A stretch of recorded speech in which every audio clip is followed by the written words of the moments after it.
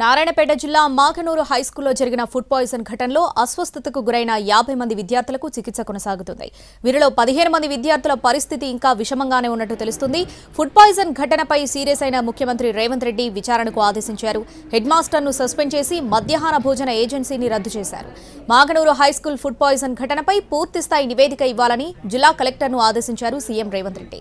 ఇక ఈ ఘటనకు సంబంధించి పూర్తి అప్డేట్స్ మా ప్రతినిధి పాషా లైవ్ లో అందిస్తారు. పాషా, శ్రావణి, నారాయణపేట జిల్లా మాగనూరు ప్రభుత్వ ఉన్నత పాఠశాలలో మధ్యాహ్న భోజనం వికటించి 50 మంది విద్యార్థులు అస్వస్థతకు గురయ్యారు. ఇందులో 15 మంది పరిస్థితి విషమంగా ఉండటంతో మహబూబ్ నగర్ జిల్లా ఆసుపత్రికి తరలించి చికిత్స అందిస్తున్నారు. అయితే రాత్రి మొదట మక్తల్లో చికిత్స అందించినటువంటి వైద్యులు ఆ తర్వాత మహబూబ్ నగర్ జిల్లా కేంద్ర ఆసుపత్రికి తరలించారు. జిల్లా కేంద్ర ఆసుపత్రిలో ప్రత్యేక వార్డు ఏర్పాటు చేసి వారికి చికిత్స అందిస్తున్నటువంటి సిచ్యువేషన్ ఉంది. ప్రస్తుతం ఎలాంటి ఆందోళనకరమైనటువంటి పరిస్థితి లేదు, వారి ఆరోగ్యం మెరుగుపడుతుందని చెప్పేసి వైద్యులు చెప్తున్నారు. అయితే మాగనూరు ప్రభుత్వ పాఠశాలలో నిన్న మధ్యాహ్నం భోజనంలో అన్నము, పప్పు, కోడిగుడ్డుని వారికి పెట్టడం జరిగింది. అది తిన్న తర్వాత విద్యార్థులంతా కూడా ఒకసారిగా కడుపు నొప్పి వస్తుందని చెప్పడంతో స్థానికంగా ఉన్నటువంటి వైద్యులను పిలిపించి మొదట చికిత్స అందించారు.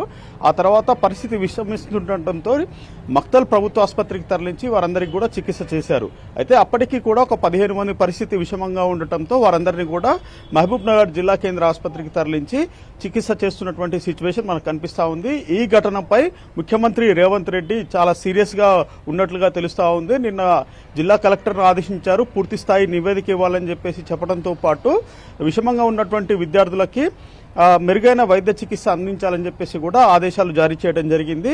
అయితే ఇప్పటికే ఆ ప్రభుత్వ ఉన్నత పాఠశాల హెచ్ఎం మురళీధర్ రెడ్డితో పాటు ఇన్ఛార్జ్ హెచ్ఎం బాపురెడ్డిని కూడా సస్పెండ్ చేసినట్టుగా తెలుస్తుంది. దాంతో పాటు మధ్యాహ్న భోజన ఏజెన్సీ కూడా రద్దు చేసినట్లుగా పాఠశాల విద్యాశాఖ ప్రకటించింది.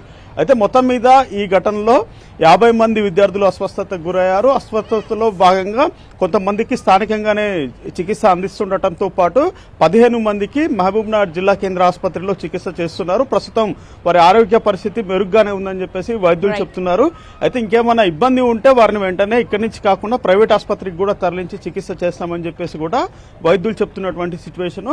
అయితే ఇప్పటికే దీనిపై జిల్లా కలెక్టర్ విచారణ చేపట్టారు. మధ్యాహ్న భోజనంలో ఏ రకమైనటువంటి పదార్థాలు వాడి వారికి ఆహారం సరఫరా చేశారు. దాంతోపాటు ఏజెన్సీ రెగ్యులర్ గా శుభ్రంగా అక్కడ ఉన్నటువంటి వంటగదిని ఉంచుతుందన్న కోణంలో కూడా విచారణ చేస్తున్నటువంటి పరిస్థితి. మొత్తం మీద ఈరోజు సాయంత్రానికి నివేదిక ఇస్తామని చెప్పేసి అక్కడ ఉన్నటువంటి అధికారులు చెప్తున్నటువంటి పరిస్థితి.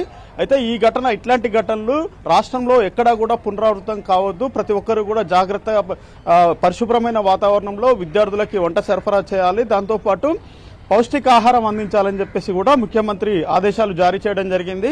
అయితే ఇట్లాంటి ఘటనలు పునరావృతం అయితే కఠినంగా వ్యవహరిస్తాము, సంబంధిత అధికారులపై చర్యలు తీసుకుంటామని చెప్పేసి కూడా ఆయన హెచ్చరికలు జారీ చేసినటువంటి సిచ్యువేషన్ మనకు కనిపిస్తా ఉంది. Shravani. Right Pasha, thanks for the updates.